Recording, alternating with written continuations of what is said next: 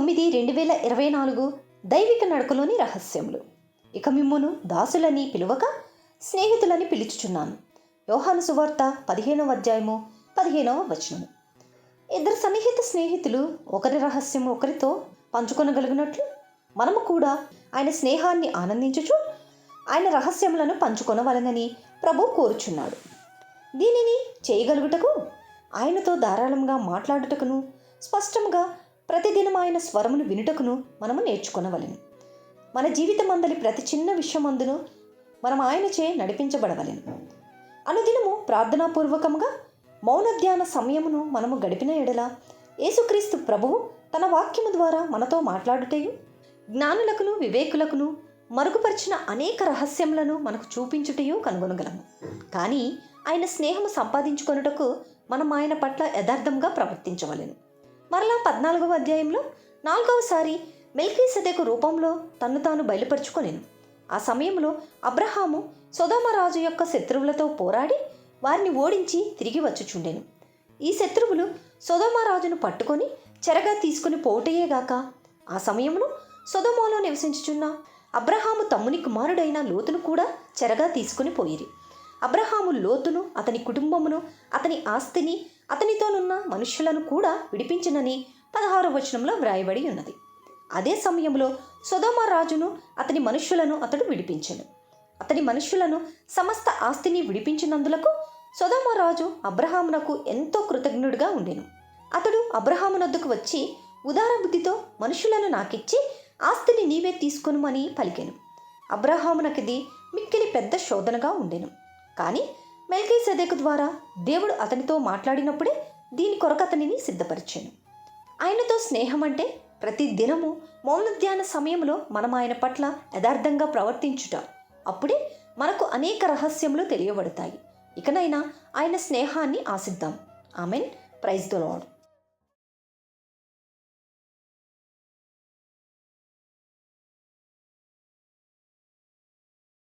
October 10, 2024 దైవిక నడకలోని రహస్యములు.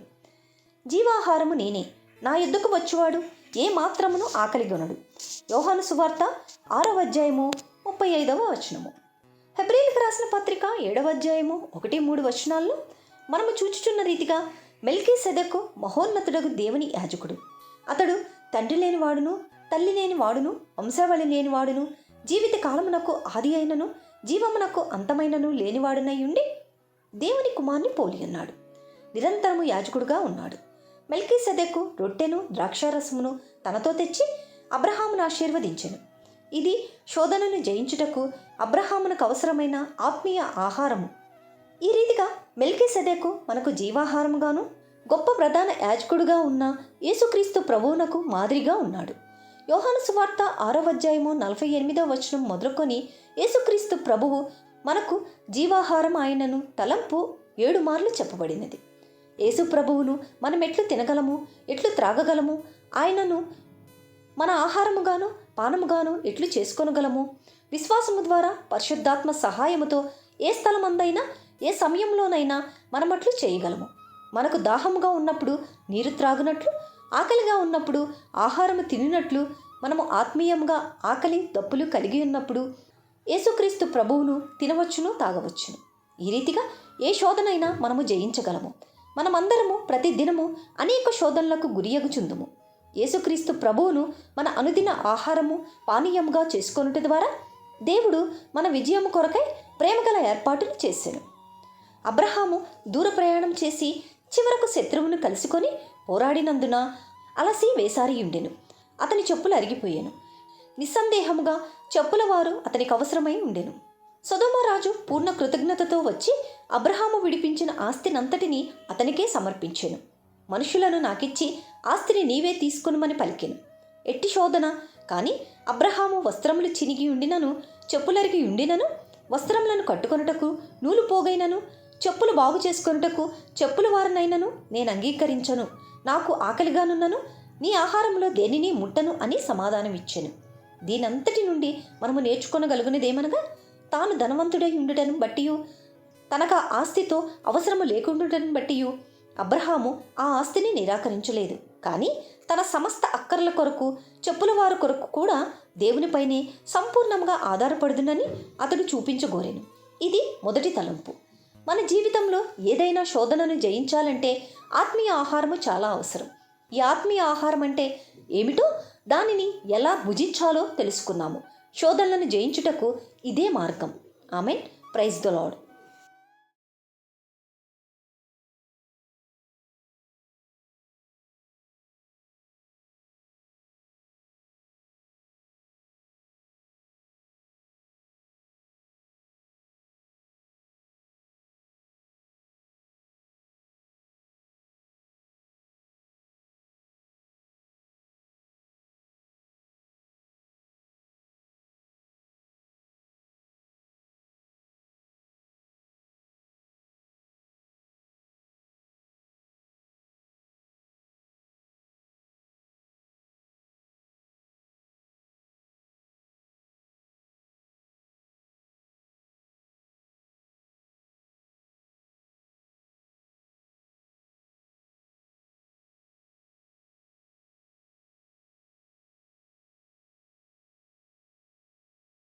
October 11, 2024 దైవిక నడకలోని రహస్యములు. నన్ను బలపరచువాని అందే నేను సమస్తమును చేయగలను. ఫిలిప్పీలకు రాసిన పత్రిక 4వ అధ్యాయము 13వ వచనము. సొదొమ గొమొర్రా రాజుల యొక్క అపవిత్రమైన వస్తువులచే తన్ను అపవిత్రపరచుకొనుటకు అతడు నిరాకరించెను. అందువల్లనే అతడు ఒక నూలు పోగైనను, చెప్పుల వారనైనను, రొట్టె ముక్కనైనను తీసుకొనుటకు ఒప్పుకొనలేదు. మనము చాలా ఆకలిగా, దాహముగా ఉన్నప్పుడు అనేక శోధనలు కలుగును.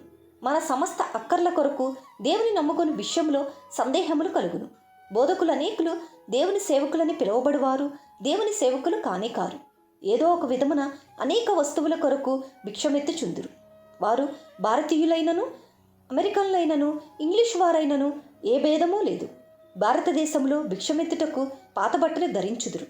కానీ ఇంగ్లాండ్లో మంచి వస్త్రములు ధరించుకొని, బూట్లు వేసుకొని, త్రాళ్లనో లేక అగ్గిపెట్టెలను లేక కలములను లేక ఇట్టి వస్తువేదో ఒక దానిని అమ్ముచున్నట్టుగా మార్గము ప్రక్కన నిలువబడి ఉందురు. వారి నిజమైన పని వస్తువులను అమ్ముట కాదు. వారు డబ్బు అవసరతలో ఉన్నవారును సత్యము స్పష్టముగా అగుబడిటచే దయార్థ హృదయులైన మనుషులు ఒక అగ్గిపెట్టెను తీసుకొని 5 రూపాయల కాగితమును వారి చేతిలో ఉంచి మిగిలిన డబ్బును వారినే ఉంచుకొని మందురు. బహిరంగంగా భిక్షమెత్తుట నిషేధింపబడినది. ఏది ఏమైనను అది భిక్షమెత్తుటియే. అదే రీతిగా కొందరు దైవ సేవకులు తాము దేవుని సేవించుచున్నామందరు. వారు ఒక ఉద్యోగమునో లేక పై పదవినో పొందుటకు లోకస్తుల యొద్దకు వెళ్ళెదరు. లోక పద్ధతులను అవలంబించెదరు. వారి వివాహములకు కావలసిన డబ్బు నిమిత్తము చిన్నాన్న పెద్దనాన్న, చిన్నమ్మ పెద్దమ్మలను నమ్ముకొనుచుందురు. సొదొమ రాజు ఇచ్చిన దానిని అంగీకరించు శోధనను అబ్రహాము తాళుగొనగలుగుటకు అతడు ఆత్మీయ ఆహారమును పొందెను. అలాగూ బలపరచబడినవాడే శోధన వచ్చినప్పుడు జయించగలిగెను. అనుదినము విశ్వాసము ద్వారా యేసుక్రీస్తు ప్రభువును మనము తినవలెను, త్రాగవలెను. ఆయనతో ఇట్లు చెప్పుము: యేసు ప్రభువా, నీవు నా ఆహారము, నా పానీయము, నన్ను తృప్తిపరిచి నాకు అంతరంగిక బలమును అనుగ్రహించుము. ఈ దినమున నా మార్గంలో రానున్న శోధనలను ఎదుర్కొనుటకు నన్ను ఆయత్తపరచుము. సొదొమ వస్తువులచే అపవిత్రపరచబడకుండా నన్ను కాపాడుము. నీ యందు మాత్రమే నమ్మిక ఉంచుటకు నాకు సహాయము చేయము. ఆయన నీ విశ్వాసమును గణపరచును. అప్పుడే నీ జీవితంలోకి ఏ శోధన వచ్చినా దానిని ముందుగానే గ్రహించి ఎదుర్కొని జయించగలుగుతాము. ఇదే గొప్ప సత్యము. Amen. Praise the lord.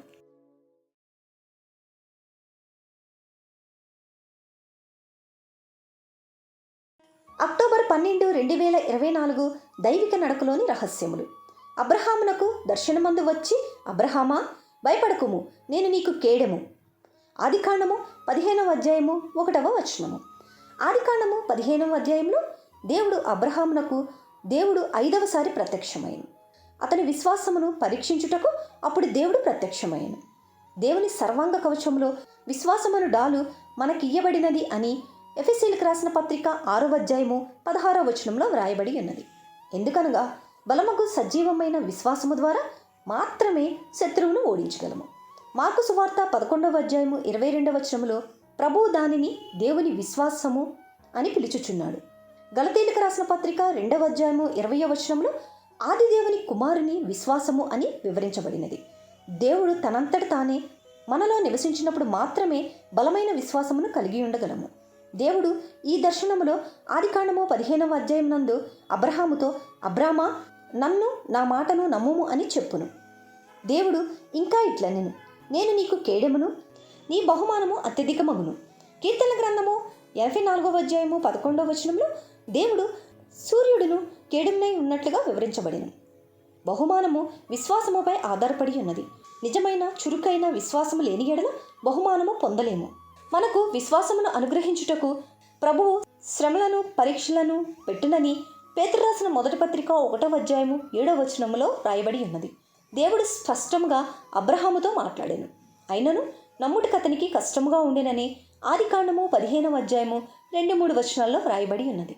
Abraham అనేక సంవత్సరములు వేచియుండి తనకు పిల్లలు లేరని సంగతిని గుర్తించి తన ఆస్తిని తన ప్రధాన గృహ నిర్వాహకుని పేరట పెట్టుచు వీలునామా తయారు చేశాను. ఈ పొరపాటు నుండి అతనిని రక్షించుటకు దేవుడు అతనికి ప్రత్యక్షమైన. మన హద్దుబాటుల వలన తరచుగా అనేక సందేహములకు గురియగుచుందుము. మనకు బలమైన విశ్వాసం ఉండినను కొన్ని పర్యాయములు మనలను తొందరపెట్టుటకు సందేహములు తిరిగి కలుగుచుండును. మరియు దేవుడు తన కృపా కనికరముల చొప్పున మరలా జోక్యము చేసుకొని చుండును. ఈ విశ్వాసము మనలోకి ఎలా వస్తుందంటే ఆయన మనతో నివసించినప్పుడు. ఈ విశ్వాసం అనే డాలుతో శత్రువుని జయిద్దాం. ఆమేన్. Praise the lord. అక్టోబర్ 13, 2024 దైవిక నడకలోని రహస్యములు. అబ్రహాము దేవుని నమ్మెను, అది అతనికి నీతిగా ఎంచబడెను. రోమీయులకు రాసిన పత్రిక 4వ అధ్యాయము 3వ వచనము. చివరిగా దేవుడు తానే అబ్రహామునకు సరైన సమయంలో ప్రత్యక్షమాయెను. అతనిని వెలుపలికి పిలిచి ఇట్లనెను, అబ్రహామా, ఆకాశము వైపు చూడుము. నీ వైపు, నీ భార్య వైపు, లేక నీ భార్య హద్దుబాటులను చూడవద్దు. పరిస్థితుల వైపు చూడవద్దు, కానీ పైకి చూడుము. అప్పుడు విశ్వాసము బలపడును. ఆకాశము తట్టు చూచి నక్షత్రములను లెక్కించుము. నీ సంతానము కూడా అట్లనే ఉండును. ఈ దినము వరకు నక్షత్రముల సంఖ్య ఎవరికినీ తెలియదు. అవి అనేకములుగా బహుదూరములో ఉన్నవి. అతడు నక్షత్రములను లెక్కించలేడని దేవుడు ఎరుగునని 5-8 వచనాల్లో వ్రాయబడి ఉన్నది. కానీ అతని విశ్వాసమును బలపరచవలెనని ఆయన ఉద్దేశించెను. పైకి చూచుట ద్వారానే మనము విశ్వాసమును కలిగి ఉండగలము. శత్రువు మనలను క్రిందికి, అనగా మన హద్దుబాటులు, మన లోపములు, మన పతనములు చూచినట్లుగా చెయ్యును. ఎడతెగకుండా మన నేత్రములు ఆయన మీద ఉండవలెను. విశ్వాసము ద్వారా ఆయన వాగ్దానములను చేపట్టవలెను. ఇర్మియా గ్రంథము 34వ అధ్యాయము 18వ వచనంలోని వాక్య భాగము కొంత స్పష్టపరచుచున్నది. ఆ దినములలో 2 గుంపుల వారు ఒక ఒప్పందము చేసుకున్నప్పుడు ఒక జంతువును తీసుకొని దానిని చంపి 2 ఖండములుగా చేయుదురు. ఆ 2 గుంపుల వారు ఆ జంతు ఖండముల మధ్యగా నడిచి వెళ్ళుట ద్వారా తప్పిపోని వాగ్దానమును చేసుకొందురు. అదే రీతిగా దేవుడు అబ్రహాముతో ఒక నిబంధన చేసెను. ఆయన 3 జంతువులు 2 పక్షులను తీసుకొని వాటిని చంపి 2 ఖండములుగా చేయమని 10, 16, 17 వచనాల్లో అతనితో చెప్పాను. అప్పుడు దేవుడు ఆ ఖండముల మధ్యగా ఒక మండుచున్న జ్వాల నడిచిపోవునట్లుగా చేశాను. అట్లు దేవుడు తప్పిపోని నిబంధనను అబ్రహాముతో చేశాను.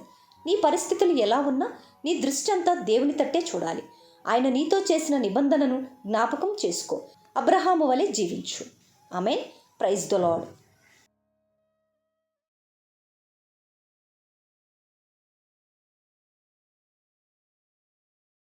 అక్టోబర్ 14, 2024 దైవిక నడకలోని రహస్యములు. అవిశ్వాసము వలన దేవుని వాగ్దానమును గూర్చి సందేహింపగా ఉండుడి. రోమీయులకు రాసిన పత్రిక 4వ అధ్యాయము 20వ వచనము. అబ్రహాము దేవుని మాటలు వినిచుండెను కనుక అతని సంతానము ఒక జనాంగముగా ఐగుప్తులో 400 సంవత్సరముల నుండి తమ దేశమునకు తిరిగి వచ్చేదరని దేవుడు అతనికి ముందుగానే చెప్పగలిగాను. ఆ రీతిగా దేవుడు ఆ దేశ ప్రజలైన అమోరీలకు, హిత్తీలకు వారి పాపముల నిమిత్తము పశ్చాత్తాపడుటకు 4 శతాబ్దములను గ్రహించాను. వారి పాపముల విషయమై పశ్చాత్తాప పడకపోయిన ఎడల వారు తీర్పు పొందెదరు. ఇశ్రాయేలు జనాంగము ఐగుప్తు దేశం నుండి తిరిగి వచ్చినప్పుడు ఆ దేశము యొక్క అపవిత్రతను గురించి లేవియ కాండము 18వ అధ్యాయము 23, 24, 25 వచనాల్లో ఇయ్యబడినది. అచ్చట నివసించుచున్న జనాంగముల వారు పశ్చాత్తాపపడుటకై దేవుడు 4 శతాబ్దములు వేచి ఉండెను. వారు పశ్చాత్తాప పడనందున వారికి తీర్పు తీర్చవలసి వచ్చెను. సమస్త పట్టణములను, అక్కడున్న అందరినీ సమూల నాశనం చేయమని దేవుడు ఇశ్రాయేలు జనాంగమునకు సెలవిచ్చెను. యేసుక్రీస్తు ప్రభువు తన రక్తము ద్వారా ఈనాడు మనతో ఒక నిబంధన చేసెను. ఆ నిబంధన ద్వారా ఆయన స్వాస్థ్యమును మనము పొందుచున్నాము. అదే సమయంలో ఇతర శక్తులకు తీర్పు తీర్చుటకు ఆయన మనలను వాడుకొనును అని కొరింథీయులకు రాసిన మొదటి పత్రిక 6వ అధ్యాయము 2-3 వచనాల్లో వ్రాయబడి ఉన్నది. అట్టి ఆధిక్యత కొరకు బలమగు చురుకైన విశ్వాసము మనకు అనుగ్రహింపబడవలెను. అట్టి విశ్వాసము అనుమానములను జయించును. ఆయన మనతో మాట్లాడినప్పుడు విని లోబడవలెను. వినువారముగా మాత్రమే కాక దేవుడు చెబుతున్న ప్రతి దానికి మనము విధేయత చూపించువారమై అపవిత్రమైన విషయాలకు దూరంగా జీవించి చురుకైన విశ్వాసాన్ని ప్రదర్శిద్దాము. ఆమేన్. Praise the lord.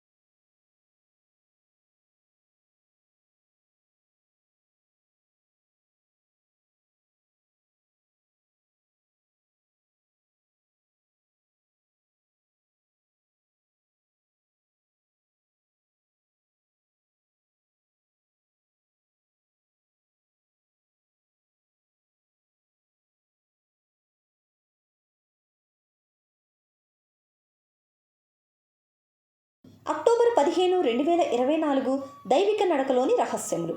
ఆయన వాగ్దానము చేసిన దానిని నెరవేర్చుటకు సమర్థుడని విశ్వసించి బలము నొందెను. రోమీయులకు రాసిన పత్రిక 4వ అధ్యాయము 21వ వచనము. మీ ఇంటిలో మెట్లుండిన ఎడల వాటిని దూకి వెళ్ళరు గాని మెట్టు వెంబడి మెట్టు ఎక్కెదరు. అబ్రహాము ఎడల కూడా అట్లే జరిగెను. దేవుడు అబ్రహామునకు ఆదికాండము 12వ అధ్యాయంలో 2 సార్లు, తర్వాత 13, 14, 15 అధ్యాయాల్లో ప్రత్యక్షమయ్యను. అతడు 99 సంవత్సరముల వయస్సు గలవాడైనప్పుడు ఒక మనుష్యుడు కుమారుని పొందగలిగిన వయస్సు అతడు దాటిపోయినప్పుడు దేవుడు అతనికి 6వసారి 17వ అధ్యాయములో ప్రత్యక్షమైనట్లు వ్రాయబడినది. ఇద్దరును ఎండిన చెట్ల వలె ఉండిరి.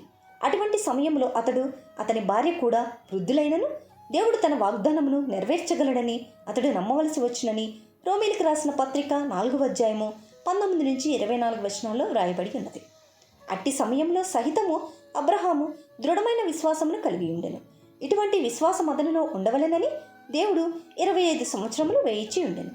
మొదట దేవుడు అతనికి ప్రత్యక్షమైనప్పుడు అతడు విశ్వాసం కలిగి ఉండెను. కానీ అది బలమైన విశ్వాసం కాదని హెబ్రీయులకు రాసిన పత్రిక 11వ అధ్యాయము 8వ వచనంలో వ్రాయబడి ఉన్నది. అతడు దేవునికి లోబడి వెంటనే తన దేశమును బంధువులను విడిచి ఒక క్రొత్త దేశమునకు వెళ్ళెను. ఈ రీతిగా లోబడుటకు అధిక త్యాగము, విశ్వాసము అతడు కలిగి ఉండినను దేవుడు తృప్తి చెందలేదు. పిల్లలను కనుటకు అతడు, అతని భార్య వృద్ధులకు వరకు ఆయన అబ్రహామును బలమైన విశ్వాసము నిమిత్తమై క్రమక్రమంగా సిద్ధపరచుచుండెను. దేవుడు నూతన జీవమును వారి దేహములలో పోయినంత వరకు వారు బిడ్డను పొందలేకపోయింది. మరొక రీతిని ఎండిన చెట్టు వలెనున్నారు గనుక వారు నూతన జీవమును పొందవలసి వచ్చెను. దాని ద్వారా వారు పునరుద్ధాన శక్తిని గురించి కొంత గ్రహించగలిగిరి. అదే శక్తి ద్వారా మనము కూడా మన శోధనలను జయించగలము. అబ్రహాము జీవితంలో ఎంత బలమైన విశ్వాసం ఉందో చూడండి. ఆ బలమైన విశ్వాసమే అతన్ని అంత గొప్ప చేసింది. మనము కూడా ఇలాంటి బలమైన విశ్వాసంలో నడుద్దాము. అప్పుడు సమస్తమును జయించవచ్చు. ఆమేన్. Praise the lord.